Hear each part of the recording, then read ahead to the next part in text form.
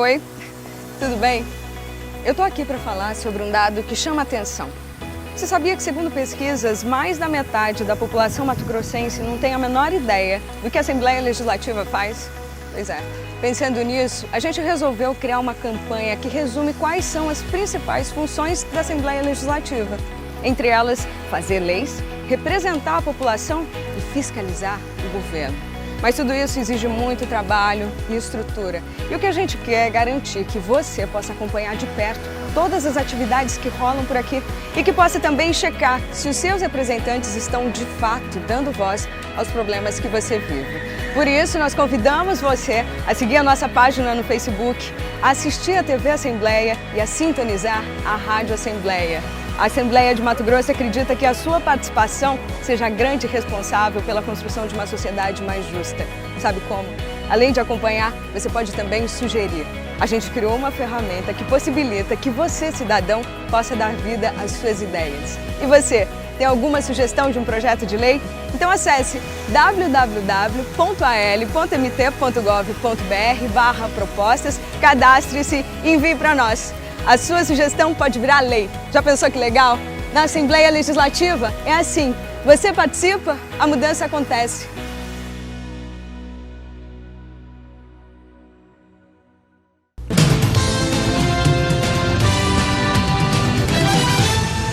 Nós estamos retomando a entrevista ao vivo pelo Facebook, aqui no RDTV, com a presidente da Fundação Rede Brasil Sustentável, ex-senadora, vereadora, já cumpriu aí inúmeros cargos públicos, né? E está em Cuiabá para um debate sobre trabalho, também com a presença neste sábado da Marina Silva.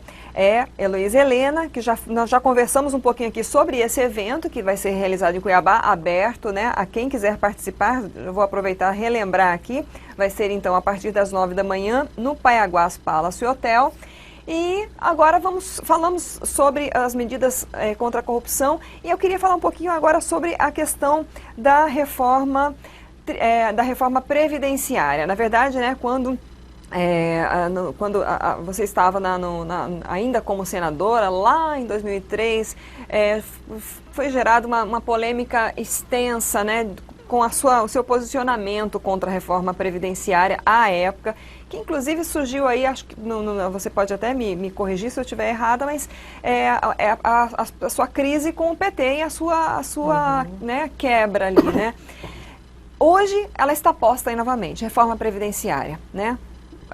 Agora parece que vai ficar para 2018 a votação novamente e tal, mas eu gostaria da sua avaliação nesse tempo, né?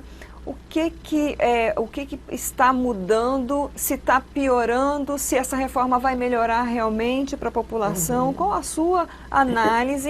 Se você mudou de opinião, por exemplo, lá de 2003 quanto a essa reforma? Não, veja, primeiro assim, digamos a cisânia, né, o meu conflito com a cúpula palaciana do PT, na administração do Lula, de fato, ele aconteceu um pouco antes, né? O debate público que deu mais visibilidade foi a reforma da Previdência, até porque eles precisavam do meu voto e do João Fontes, Luciano e Babá para garantir o processo de extirpar do partido, né? Expulsão por fidelidade partidária.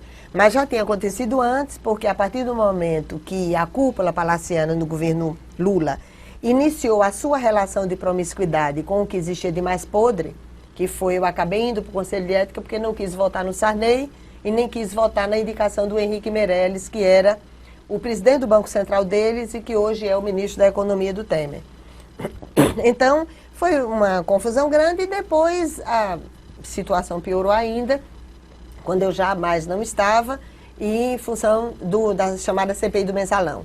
Porque os crimes contra a administração pública que nós lutávamos contra quase ferozmente, quando eram patrocinados pelo governo Fernando Henrique, quando passaram a ser patrocinados pelo Lula, já naquela época do Mensalão, utilizando uma estatal, que era os Correios, agora são outras estatais que foram utilizadas, né? Pela promiscuidade política de alianças com os setores mais atrasados e conhecidamente envolvidos com crimes contra a administração pública. Na questão da Previdência, primeiro que eu estou entre aqueles que estudam muito, porque têm a obrigação de estudar. Né? Não é por prazer individual, estudam porque têm a obrigação de estudar, até porque eu sou professora de planejamento de serviços públicos e na área da saúde. Então, eu sempre estudei muito a questão financeira, contábil e fiscal da chamada Seguridade Social, porque no Brasil, Previdência, Assistência Social e Saúde integram a chamada Seguridade Social, até que mudem, não mudaram ainda. Então, a Seguridade Social, ela não é deficitária, ela é superavitária e a gente acompanha todos os anos.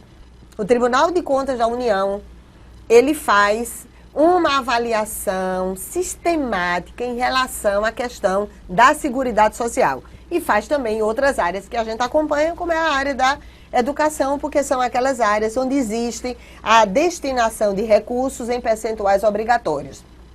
Então, todos os anos nós estudamos isso. Então, a Seguridade Social não é deficitária. Já foi feita reforma previdenciária no Brasil. O Fernando Henrique fez uma farsa de reforma, o Lula fez uma farsa de reforma. Nenhuma dessas reformas, nem a que está lá, retira privilégios, retira direitos dos trabalhadores, daqueles trabalhadores que são considerados mais vulneráveis. Eu estava de manhã dando uma entrevista e a gente falava do agricultor. O direito do agricultor, porque eu estive entre aqueles que defenderam muito, que ele tivesse direito à previdência, mesmo sem contribuição. Porque um país é assim mesmo. Quem tem mais ajuda a minimizar o problema dos que têm menos, até porque os que têm menos pagam muito imposto no Brasil. Qualquer análise séria que se faça no Brasil identifica que quem mais proporcionalmente paga imposto não é o volume grande do recurso, são os mais pobres que pagam sem nem saber, porque pagam via tributação indireta.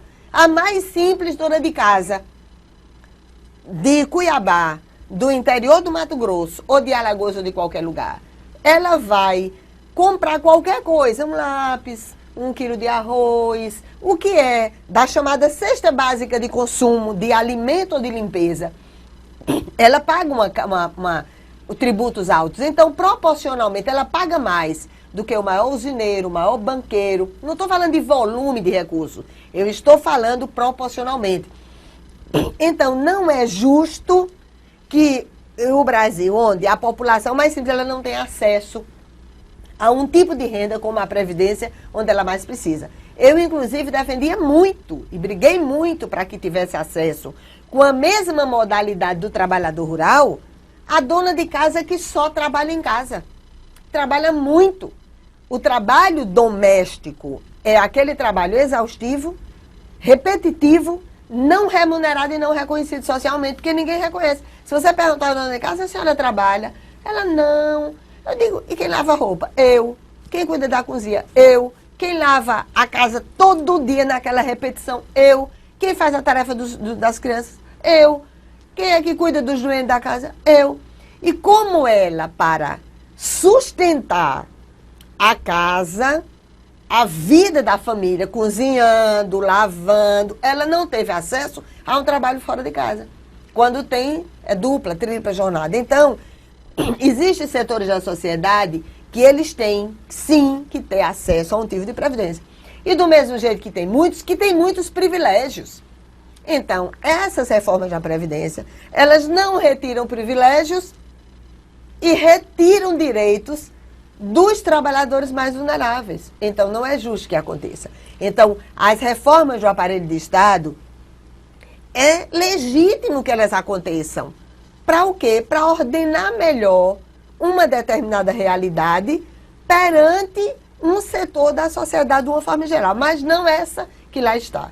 Que volto a repetir. As 3 farsas de reforma da Previdência que foram feitas. Fernando Henrique, Lula e Temer. Não retiraram privilégios, não resolveram o rombo da Previdência, específico, não da Seguridade Social, não estabeleceram mecanismos melhores de fiscalização, monitoramento e controle para evitar o que acontece hoje, inclusive na previdência privada e na previdência pública, então não resolve o problema, infelizmente. Bom, nós já estamos aqui com até dobrou o número de pessoas assistindo ao vivo com a gente e algumas manifestações. Arthur Lira, Heloísa, quando vem a Recife, Isaúl Mimos, Guerreira Alagoana, Sanchiles Oliveira, Heloísa, você é um exemplo de política para mim, para nós pernambucanos. Você e Marina são a reserva moral deste país, vamos à luta. Então, pessoal aí lá acompanhando a gente, lá longe, né? E tem uma briga, porque todo estado fica querendo, viu?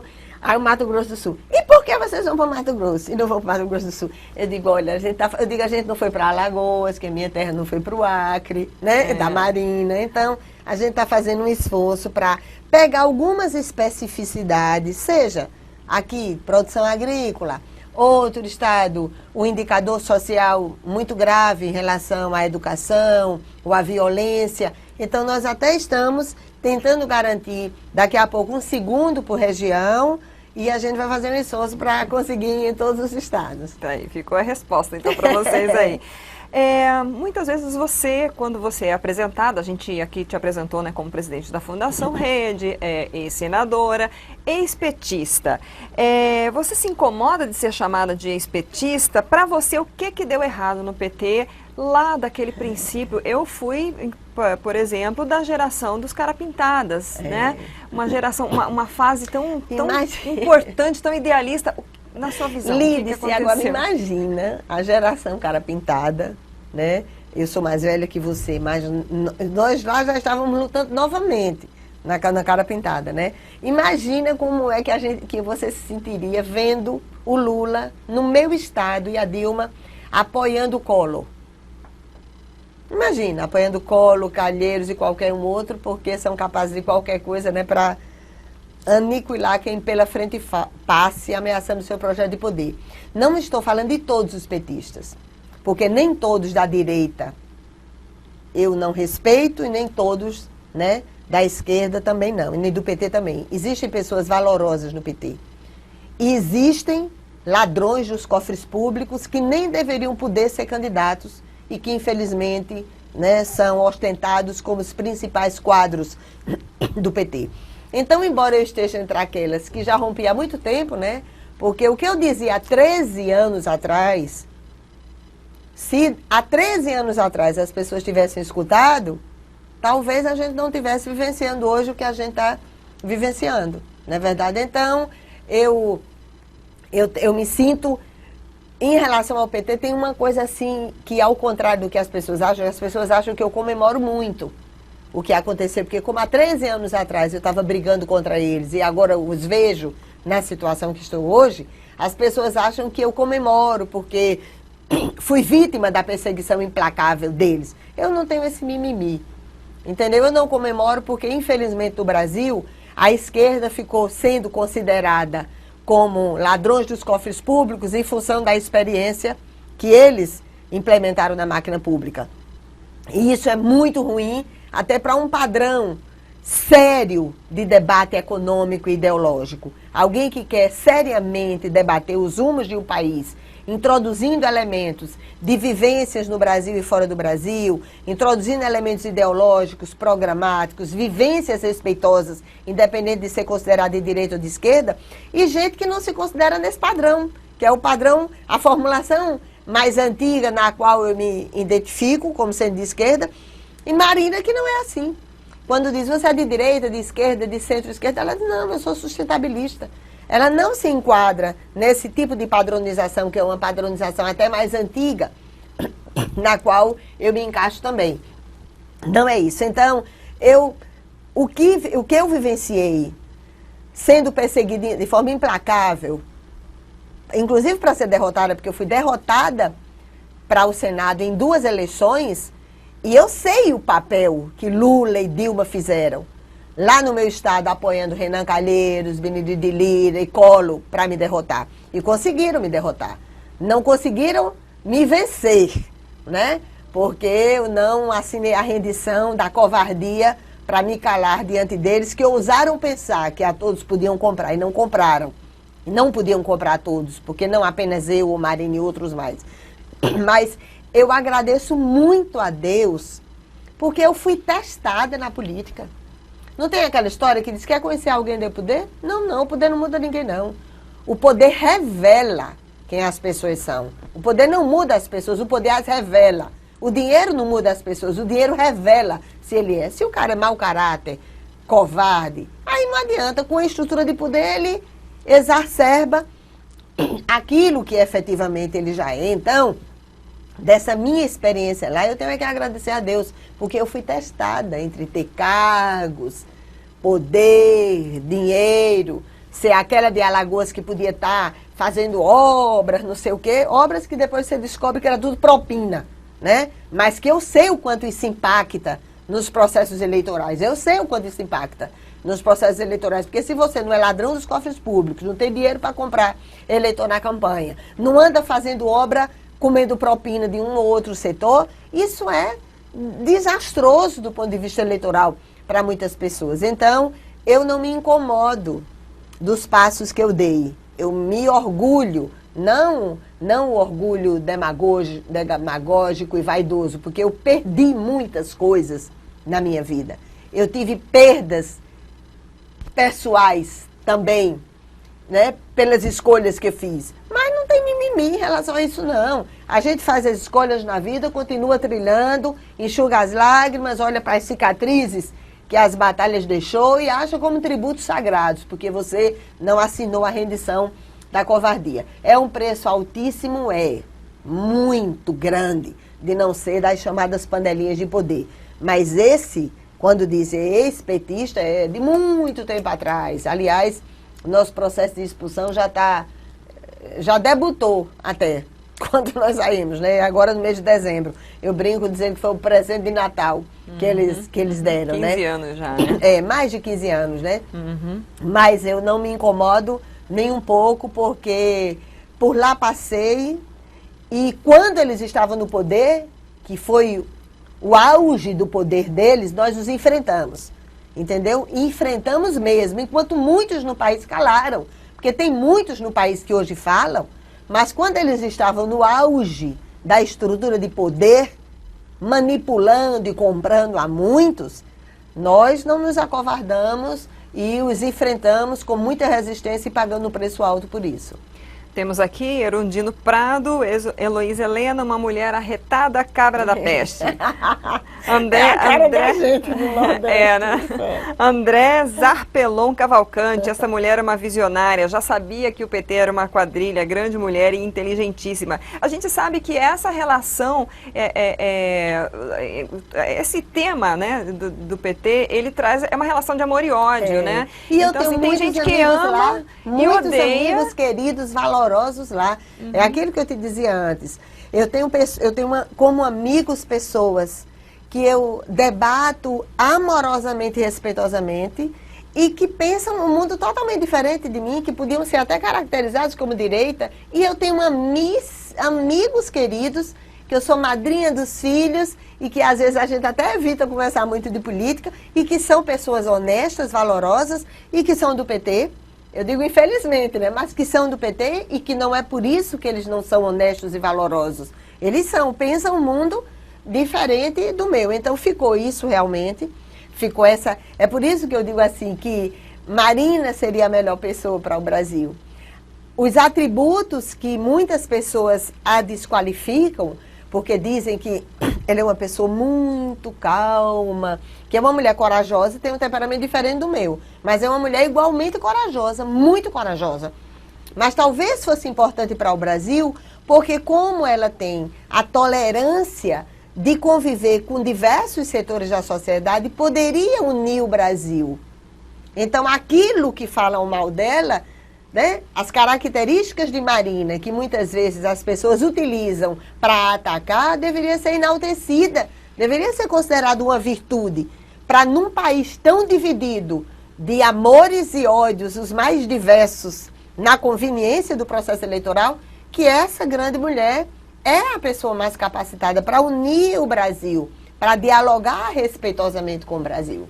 Bom, a gente sabe que se a gente deixar, a gente passa a manhã inteira aqui. Eu tinha preparado tantos temas para a gente conversar, só que nós vamos ter que encerrar, eu tenho que te liberar, né, eu sei que vocês têm toda a organização ainda para finalizar do evento. Para a gente encerrar, eu gostaria, bom, temas que a gente sabe que são polêmicos, né, e que vocês certamente recebem muita demanda. A questão de aborto, a questão, você citou alguma coisa aí relacionada com pagamento de impostos. A gente viu aí recentemente, né, o governo abrindo mão de 1 trilhão, né, em tributos para as indústrias petrolíferas. E hoje eu dei uma pesquisada no impostômetro e o Brasil já pagou mais de 2 trilhões de impostos de janeiro até agora, né? E o debate da reforma tributária, Lídice, é muito complexo. Porque todo mundo quer que faça a reforma tributária, mas ninguém quer pagar mais imposto. E, por outro lado, o Estado, né, o Estado brasileiro, ao abrir mão de carga tributária, ele abre mão de arrecadação. Então tem que ser algo muito bem estruturado para que... Exatamente. A sociedade, exatamente, que vai doer depois, para, né, que depois, o tal negócio, é você compatibilizar os processos da chamada isenção fiscal, da redução da carga tributária, em setores cuja dinamização e cláusulas sociais sejam tão importantes que isso vai significar crescimento econômico, dinamização econômica e mais arrecadação. Então, compatibilizar isso é algo muito complexo, mas extremamente necessário. Então, esse tipo de isenção agora o governo 1 trilhão para não sei quem, no governo Lula e Dilma, outros bilhões para empresas disso, empresas daquilo outro, né? Que era aquela coisa da troca, né? Eu lhe dou isenção, sem cláusula social, sem contrato, sem risco, para que você possa depois dar propina para o processo eleitoral. Então, esse tipo de renúncia fiscal, sem cláusulas sociais, sem medição de risco, isso é de uma irresponsabilidade técnica absolutamente irracional. A única racionalidade que poderia existir, o único elemento, não tem nada a ver com a máquina pública, tem a ver com negócios sujos, porque não tem nada a ver com dinamização econômica, reforma tributária consequente, redução da carga tributária para gerar emprego, dinamizar a economia, não tem.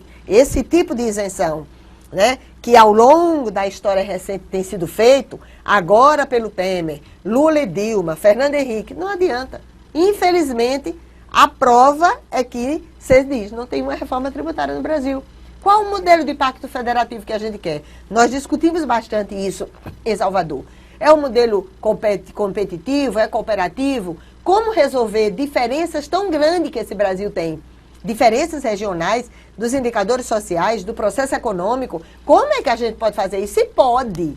Agora precisa realmente ter a firmeza que é necessária, a autoridade social que é necessária para dialogar com todos os setores da sociedade e fazer uma proposta pactuada.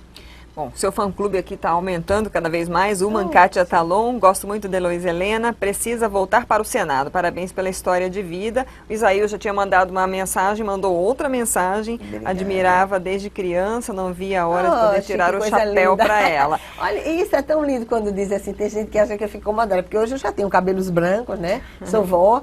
Mas eu acho muito lindo quando as pessoas dizem isso. Olha, eu gostava de você desde criança, porque é bom quando tem, né, os mais novos e os mais velhos que não se venderam e que continuam juntos, né? Então, aproveitando a sua deixa para a gente realmente encerrar, o que você diria para os jovens e as mulheres, que a gente sabe que a adesão à política, de ir à frente, de se candidatar, ainda é pequena. Tanto que tem que ter lei para ter, né, um percentual de gênero.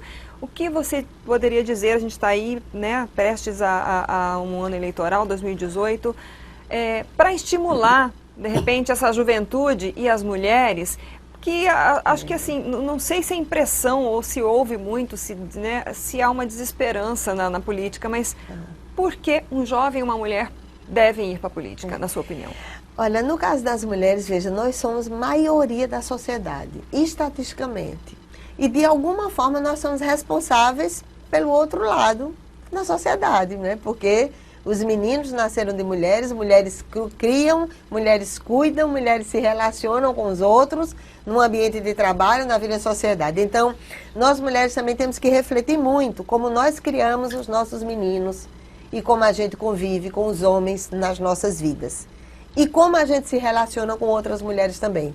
Porque às vezes, né, a gente incorpora a disputa, né, de tentar desqualificar na mulher, línguas ferinas e maldosas que serpenteiam contra mulheres em relação a atributos que muitas vezes parabenizam nos homens. Então, nós mulheres temos que repensar muito como nós nos relacionamos com as outras mulheres e com os homens, os meninos que fazem parte das nossas vidas, e como cuidamos e ensinamos aos nossos meninos a respeitar as outras mulheres também. Isso é muito importante. E nas instâncias de decisão política nós temos que estar. Qual a justificativa de sermos maioria da sociedade e nem estatisticamente estarmos equiparadas na sociedade? As chamadas medidas que são tomadas, né, que de alguma forma estimulam as mulheres, elas são essenciais, e a gente luta também para que existam equipamentos públicos que facilitem a vida das mulheres, para que as mulheres possam também ter tempo de participar. Porque quando a gente participa das instâncias de decisão política, salvo raríssimas exceções, são mulheres que também preocupam com os que estão doentes em casa, preocupam com os filhos, cuidam da casa. Muitas de nós, quando saímos, nós ligamos, está lá o nosso celular despertando a hora da medicação do filho, da neta, de não sei quem. Então não é uma coisa qualquer.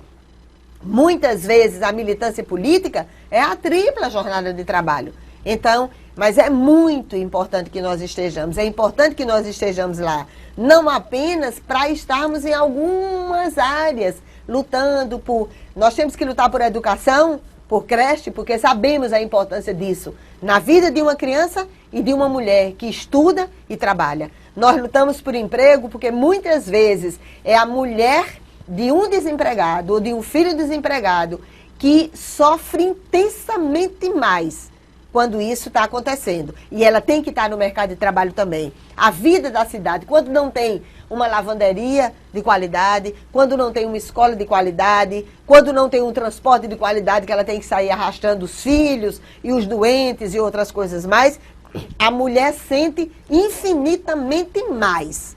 Sente na pele, no corpo, na alma e no coração. Então, como é que nós somos a maioria da sociedade, cuidamos de uma outra parte da sociedade e não estamos lá nem simbolicamente representadas? Claro que isso não significa dizer que é a estrutura anatomofisiológica feminina que vai dizer que a pessoa é mulher. Não. Infelizmente tem mulheres também envolvidas em crimes contra a administração pública, roubando os cofres públicos, desonrando. Não é só homem e mulher, mas somos maioria da sociedade, temos que estar ao menos simbolicamente representadas como estatisticamente já estamos. Então, as mulheres participarem da política é essencial. E se a juventude desesperançar, perder aquilo que é tão característico, né? O importante é a rebeldia para a transformação e não a rebeldia para apodrecer o mundo mais, para inutilizar o mundo mais. Então, que a juventude possa estar, não no crime organizado, não como mão de obra escrava do crime organizado, que é o que acontece todos os dias, ou da violência que mata infinitamente mais. E se for pobre, negro, de periferia, morre ainda mais. É assassinado ainda mais pela vulnerabilidade social. Então, a nossa juventude, a nossa juventude que expressa muito do que as nossas crianças, do que foram na infância. Então, que a infância e a juventude, ela possa ser entendida não como o futuro de uma nação, mas como presente, porque o futuro só se consolida com presente de dignidade. Então, vamos costurar os nossos corações partidos, né? Não assinar a rendição da covardia e continuar lutando. Quando eu digo isso, Lídice, eu não digo que eu não sofro e que todos nós, em algum momento, temos vontade de desistir. Isso é natural. O sofrimento cotidiano de nadar contra a correnteza, de nadar o tempo todo contra a maré, isso muitas vezes esgota as nossas emoções. Mas no outro dia, a gente renasce em esperança, em coragem, em solidariedade e muitas vezes vendo outras pessoas que certamente lutam infinitamente mais, sem nem perceber o quanto lutam mas que às vezes usam todas as suas forças cotidianas para lutar em casa, para criar os seus filhos com dignidade. Então, toda essa força que é exercida e essa coragem cotidiana de tantas pessoas mais, elas têm também que iluminar os nossos tempos tão tristes e sombrios para que a gente continue lutando. Então, vamos costurar os nossos corações, vamos olhar nossas cicatrizes e continuar lutando. Ok, vamos aí então mais uns recadinhos. Christian Eduardo Miranda, admiro muito pela garra e coragem. Eric Nogueira, Heloísa Helena, no Amazonas, te saúda. Estamos viajando o Brasil aqui nessa entrevista. Alexandre Espíndola, Heloísa vai ser minha eterna senadora. Estivemos lá com a Eric a semana passada. Então, ela e Marina me inspiram a estar na política. Muito obrigada pela sua presença Eu que agradeço. aqui. Sucesso no evento, que seja um bom debate. E a gente vai continuar acompanhando todo esse movimento, né, político no Brasil. E espero que a gente tenha contribuído um pouco para esse debate também com essa entrevista, né? Eu que agradeço muito, Lídia, a você e a todos que fazem o grupo de comunicação. Agradecer profundamente a generosidade democrática. Se vocês puderem passar lá amanhã para conversar com Marina também é muito importante para todos nós. E abraçar carinhosamente aos internautas, aos ouvintes e telespectadores, agradecer profundamente a oportunidade e a honra de estar aqui com você. Obrigada. Duas últimas que entraram agorinha. Rodão Oliveira, Elo Rede Negra com HH. Heloísa Helena, obrigada. Sim. Tiago César, diga que estamos esperando ela para a nossa confraternização da Rede Sustentabilidade Alagoas. Mas o Tiaguito é acompanhando também lá. Então tá, obrigada mesmo. Eu que agradeço. A gente encerra querida. aqui essa entrevista. Nós conversamos hoje com a presidente da Fundação Rede Brasil Sustentável, ex-senadora, política, liderança política no Brasil, Heloísa Helena, que está em Cuiabá para, neste sábado, um evento que vai debater o trabalho no campo e na cidade. Vai ser, repetindo, no Hotel Paiaguás, a partir das 9 da manhã, aberto para quem quiser participar. Teve 2 blocos de entrevista, então se você está assistindo esse bloco aqui, nós vamos colocar o link para o primeiro bloco em que falamos também um pouco desse evento, um pouco mais desse evento, dessa proposta, e falamos sobre a questão da corrupção no Brasil, as medidas, né, do Ministério Público Federal que não passaram. Então você pode acompanhar tudo isso, ver, ouvir, rever e compartilhar nas redes sociais. Essa entrevista ela fica disponível no site RD News, os 2 blocos, e também no YouTube, e continua aqui no Facebook para quem quiser acompanhar, comentar. Então, fica esse convite para você, esteja conosco no site RD News com todas as notícias da política em Mato Grosso e no Brasil. A gente se vê numa próxima. Até lá. Às vezes, boas ideias não vão para frente simplesmente porque ninguém as compartilha. Mas para mudar isso, a Assembleia Legislativa está ouvindo a sociedade e levando as boas ideias ao plenário. E agora, quer saber como você gostaria de melhorar Mato Grosso? Acesse al.mt.gov.br/propostas ou as redes sociais para contar as suas ideias que merecem ganhar vida. Assembleia Legislativa de Mato Grosso. Você participa, a mudança acontece.